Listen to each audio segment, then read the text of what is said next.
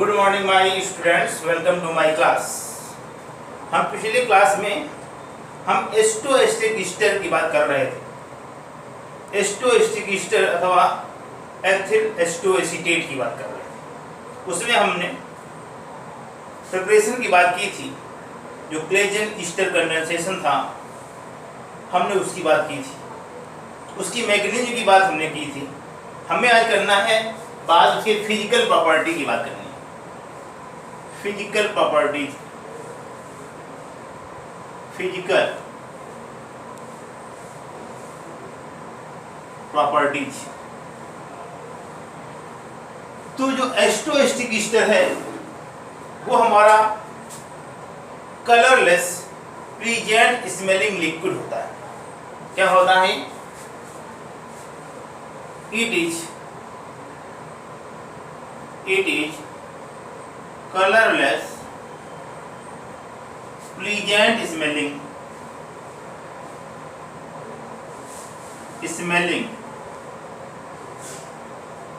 Liquid है। ये कैसा होता है? प्लीजेंट स्मेलिंग लिक्विड होता है। मतलब क्या है? सुहानी गंध वाला एक लिक्विड है। इसमें जो हमारी एक स्मेल होगी वो कैसी होगी? जो कि अच्छी लगने वाली होगी। इसका boiling point, it's boiling point is 181 degree Celsius. इस जो इसका बॉइलिंग पॉइंट होता है वो हमारा 181 डिग्री सेल्सियस होता है। अगर सॉल्युबिलिटी की बात करें तो कहते हैं क्या? It is sparingly soluble, Wrigley soluble in water. बड़ी मुश्किल से वाटर में सॉल्युबल होता है। Sparingly soluble in water but soluble in alcohol and ether. लेकिन ये क्या है? अल्कोहल और ईथर में सॉल्युबल होता है। तो ये हमें बात करें सॉल्युबिलिटी की, क्या है? वाटर में क्या है? बड़ी आसानी से सॉल्युबल नहीं है, लेकिन अल्कोहल और ईथर में सॉल्युबल होता है। हम ये तो बात थी एक फिजिकल प्रॉपर्टी की। फिजिकल प्रॉपर्टी से हमें लेना देना बहुत कम होता है, क्योंकि हमारी इतना इंपॉर्टेंस नहीं होता, लेकिन हमें पता होना चाहिए। लेकिन बात करते हैं हम केमिकल प्रॉपर्टी की। हमें बात करना है क्या? केमिकल प्रॉपर्टी की। एक और चीज हमें ध्यान देंगे कि और हम कह सकते हैं इसको हम कि इट शोज टार्टोमेरिज,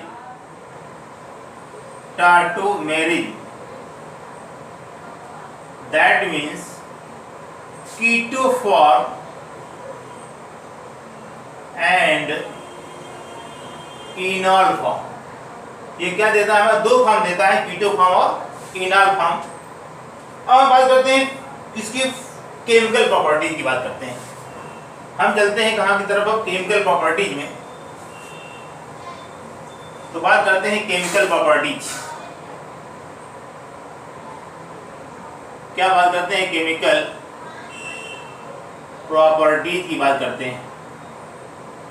केमिकल प्रॉपर्टी में हमें पढ़ने के लिए हमें दो चीजें याद रखनी होंगी। कीटोनिक हाइड्रोलिसिस और एसिड हाइड्रोलिसिस की बात करेंगे पहले। तो क्या है हमारा? हम बात करें पहले कीटोनिक हाइड्रोलिसिस। कीटोनिक हाइड्रोलिसिस, क्योंकि यहाँ पर हमें बार बार जरूरत पड़ेगी कीटोनिक हाइड्रोलिसिस की। जब कन्वर्जन हम करेंगे, सिंथेटिक एप्लीकेशन हम देखेंगे एस्टोएस्टिक ईस्टर के, तो हमें यहाँ पर दोनों hydrolysis, that means ketonic hydrolysis और एसिड हाइड्रोलिसिस की आवश्यकता होती है। तो कहते हैं जब हम एस्टोएस्टिक ईस्टर को डाइल्यूट सल्फ्यूरिक एसिड के साथ अथवा डाइल्यूट कास्टिक पोटाश के साथ या 85% फास्फोरिक एसिड के साथ, ध्यान दें, इसके साथ डाइल्यूट सल्फ्यूरिक एसिड के साथ, डाइल्यूट कास्टिक पोटास के साथ या 85% फास्फोरिक एसिड के साथ जब हम इसको बॉयल करते हैं तो इसका हाइड्रोलिसिस हो जाता है। तो ये हाइड्रोलिसिस हो जाता है और हाइड्रोलिसिस में हमारा क्या कीटोन का निर्माण होता है। ये ध्यान रखेंगे कि हाइड्रोलिसिस में क्या कीटोन का निर्माण होता है। तो कीटोन के निर्माण के कारण ही इसको हम क्या कहते हैं, कीटोनिक हाइड्रोलिसिस कहते हैं। तो देखें यहाँ पर कैसे हम बात करेंगे कि H2 एक स्टिक स्टर हम लिखें CH3 CO CH2 COO C2H5 O और ये C2H5 और इसका क्या कराना है, हमारा कीटोनिक हाइड्रोलिसिस कराना है। तो ध्यान दें हम इसको हम करेंगे क्या, कीटोनिक हाइड्रोलिसिस। कीटोनिक हाइड्रोलिसिस करेंगे और ये ध्यान दें कीटोनिक हाइड्रोलिसिस में एक वाटर मॉलिक्यूल की आवश्यकता होती है। एक वाटर मॉलिक्यूल के साथ हाइड्रोलिसिस किया जाता है कीटोनिक हाइड्रोलिसिस में। ध्यान रखिए किसके साथ करना है, अभी हमने बताया डाइल्यूट सल्फ्यूरिक एसिड के साथ, डाइल्यूट कास्टिक पोटास के साथ या 85% फास्फोरिक एसिड के साथ हम हाइड्रोलिसिस कराएंगे। तो किस प्रकार से होगा, देखिए यहाँ पर ये किस प्रकार से हमारा होगा। हमने कहा एक वाटर मॉलिक्यूल के साथ हाइड्रोलिसिस होती है, तो इसको देखें किस प्रकार से, यहाँ पर H और यहाँ पर OH। तो ये क्या हो गया, एसीटोन बन गया, ये CO2, ये एथिल अल्कोहल। तो क्या बन गया हमारा, बन गया एसीटोन प्लस क्या बना, कार्बन डाइऑक्साइड प्लस C2H5OH। तो ये कहा गया कीटोनिक हाइड्रोलिसिस क्यों कहा गया, क्योंकि हमारा क्या है, हाइड्रोलिसिस में हमारा क्या कीटोन का निर्माण हो रहा है और कीटोन के निर्माण के कारण ही क्या कहते हैं, इसको हम कीटोनिक हाइड्रोलिसिस कहते हैं। तो ये बिल्कुल हमें 100% याद रखना है कि कीटोनिक हाइड्रोलिसिस में क्या बनता है, कीटोन का निर्माण होता है। और ये भी हमको ध्यान रखना है कि एक एल्कोहल मॉलिक्यूल निकलता है और कार्बन डाइऑक्साइड गैस निकलती है। और ये हमको जरूर याद रखना कि कीटोनिक हाइड्रोलिसिस में एक वाटर मॉलिक्यूल के साथ हाइड्रोलिसिस किया जाता है। तो हम इस तरह से कीटोनिक हाइड्रोलिसिस की बात करें। अब हम बात करते हैं एसिड हाइड्रोलिसिस की बात करें, क्योंकि इन दोनों की आवश्यकता बहुत ही आवश्यक है। तो हम बात करते हैं एसिड हाइड्रोलिसिस। तो नाम से हमें पता चल रहा है ये क्या हमारा एसिड हाइड्रोलिसिस। अगर एसिड हाइड्रोलिसिस है दैट मीन्स क्या है कि हाइड्रोलिसिस के उपरांत क्या बनेंगे, एसिड का निर्माण होता है। एसिड के निर्माण के कारण हम क्या कहते हैं, इसको एसिड हाइड्रोलिसिस कहते हैं। तो क्या किया जाता है कि जब H2 एस्टिक ईस्टर क्या करेंगे, जब H2 एस्टिक ईस्टर को कंसंट्रेटेड अल्कोहलिक पोटास सॉल्यूशन के साथ हम हाइड्रोलिसिस करेंगे। Concentrated alcoholic caustic potash solution के साथ हम हाइड्रोलिसिस करेंगे, कह सकते हैं बॉयल करेंगे। तो हम क्या होगा, एसिड का निर्माण होगा और हमें क्या, जो एसिड का निर्माण हुआ है इसीलिए हम नाम देंगे इनको क्या, एसिड हाइड्रोलिसिस। और ये हमको ध्यान रखना कि एसिड हाइड्रोलिसिस में दो वाटर मॉलिक्यूल के साथ हाइड्रोलिसिस की जाती है। तो देखिए यहाँ पर किस प्रकार से हमने लिख लिया H2 asterisk Easter CH3 CO CH2 COO और ये C2H5 और हमने क्या किया, हमने एसिड हाइड्रोलिसिस, क्या है एसिड हाइड्रोलिसिस, क्या कराया हमने एसिड हाइड्रोलिसिस। अभी हमने कहा किसके साथ कराएंगे, कंसंट्रेट अल्कोहलिक पोटास सॉल्यूशन के साथ हाइड्रोलिसिस कराना है। तो क्या हमने कहा कि दो वाटर मॉलिक्यूल, दो वाटर के साथ हमारी रिएक्शन होती है, हाइड्रोलिसिस होती है। तो देखिए आप किस प्रकार से होगी, यहाँ पर OH, यहाँ पर H और यहाँ से हम, तो क्या हो गया यहाँ पर H और यहाँ पर OH। इस प्रकार से क्या बन गया, ये CH3 एस्टिक एसिड बन गया, CH3COH CH3COH और C2H5OH। दैट मीन्स क्या है, टू मॉलिक्यूल क्या बने, एस्टिक एसिड निकला और क्या बना हमारा एथिल अल्कोहल बना। ये क्या बने, एसिटिक एसिड। तो क्या है कि एसिड ध्यान दें, एसिड हाइड्रोलिसिस हुआ है। एसिड हाइड्रोलिसिस क्यों कहा गया? क्योंकि हाइड्रोलिसिस के उपरांत क्या बनते हैं? एसिड का निर्माण होता है, इसीलिए इसको हम एसिड हाइड्रोलिसिस कहा जाता है। तो ये ध्यान रखें कि कीटोनिक हाइड्रोलिसिस में कीटोन का निर्माण होता है और एक वाटर मॉलिक्यूल के साथ हमारा हाइड्रोलिसिस किया जाता है। जबकि एसिड हाइड्रोलिसिस करते हैं तो एसिड हाइड्रोलिसिस में हम 2 वाटर मॉलिक्यूल के साथ हाइड्रोलिसिस दिखाते हैं और हाइड्रोलिसिस के उपरांत हमारा क्या? एसिड का निर्माण होता है। तो इस तरह से हम कह सकते हैं कि इस तरह से हम कीटोनिक हाइड्रोलिसिस और एसिड हाइड्रोलिसिस की बात करेंगे। अब हम बात करते हैं इनके सिंथेटिक एप्लीकेशन की बात करते हैं। अब हम बात करते हैं कि जो एस्टोएस्टिक ईस्टर है इसके सिंथेटिक एप्लीकेशन की बात करें। क्या बात करें? Synthetic application. Synthetic applications of acetoacetic ester. Acetic ester, acetoacetic ester के सिंथेटिक एप्लीकेशंस की बात करेंगे। तो सिंथेटिक एप्लीकेशन में हम बात करें, मतलब क्या है?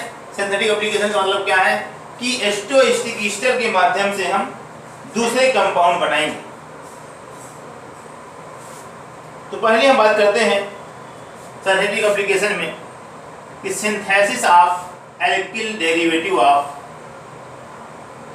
बात करते हैं अब सिंथेसिस ऑफ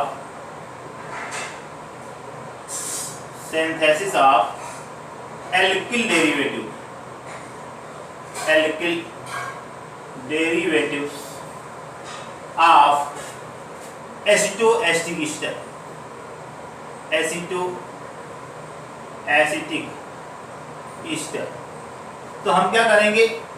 एल्किल डेरिवेटिव हम बनाएंगे किसके? Acetoacetic ester. तो उसमें हम बात करें, पहले की बात करते हैं कि synthesis of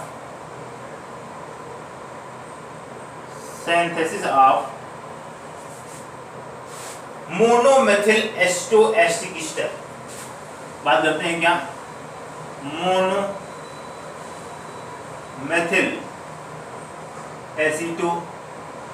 acetic ester. Synthesis of monomethyl acetoacetic ester. तो हमने क्या कहा कि एल्किल डेरिवेटिव बनाना है। तो एल्किल डेरिवेटिव में हम क्या बात करें? तो हम क्या करना होगा, क्या प्रोसेस करना पड़ेगा, यह ध्यान दें। हम ले लेते हैं एस्टोएस्टिक ईस्टर या एथिल एस्टोएस्टेट। तो एस्टोएस्टिक ईस्टर क्या होता है? CH3 CO CH2 COO C2H5। ये हमारा क्या है? एस्टोएस्टिक ईस्टर है। जब एस्टोएस्टिक ईस्टर की हम रिएक्शन कराते हैं सोडियम इथॉक्साइड के साथ, जब हम रिएक्शन कराएंगे तो जो एसिटिक हाइड्रोजन है वो हमारा क्या हो जाएगा? रिप्लेस हो जाएगा। किसके द्वारा? सोडियम के द्वारा। तो क्या बन जाएगा? यहाँ पर बन जाएगा CH3 CO CH Na, यहाँ पर COO C2H5। तो ये हमारा क्या है? एसिटोएस्टिक ईस्टर है। एसिटिक ईस्टर अथवा कह सकते हैं एथिल एस्टोएसिटेट। ये हमारा क्या है? Monosodium acetoacetic ester.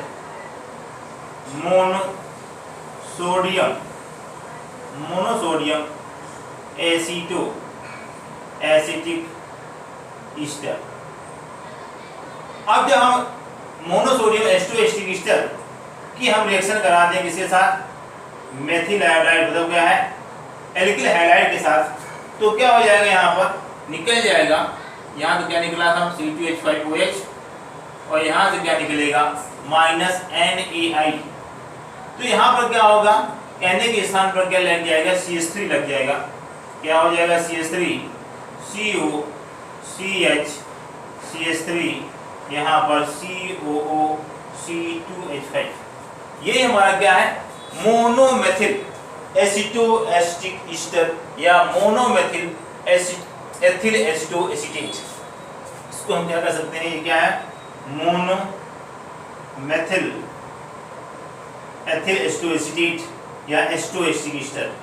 तो हमने यहाँ पर क्या लिखा था, एसीटो एसिटिक ईस्टर। इस तरह से हम एस्टो एस्टिक ईस्टर या एथिल एस्टो एसीटेट के माध्यम से हम मोनोमेथिल एसिटो एस्टिक ईस्टर बना सकते हैं। तो इस तरह से हम बना लेंगे। अगर हमको एक और हमें बात करते हैं आगे कि अगर हमको क्या बनाना है, इसी के माध्यम से बनाना है एल्किल डेरिवेटिव में ही synthesis of dimethyl acetoacetic ester की बात करते हैं। अगर हम बात करें यहीं पर तो सिंथेसिस ऑफ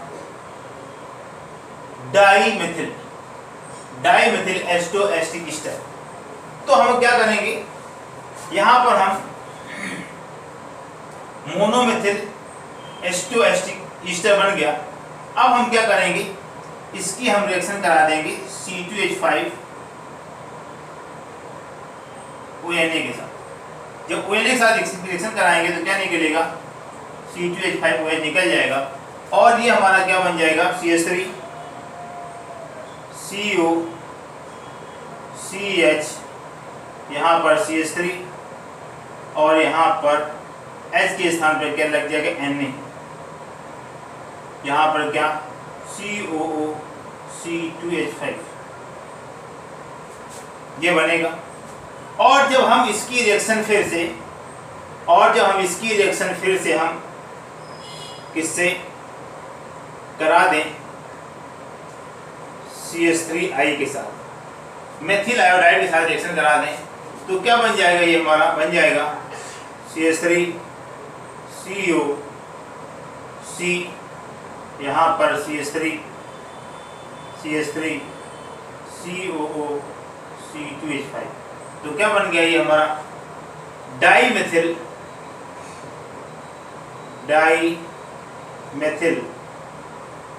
एसिटो एसिटिक ईस्टर।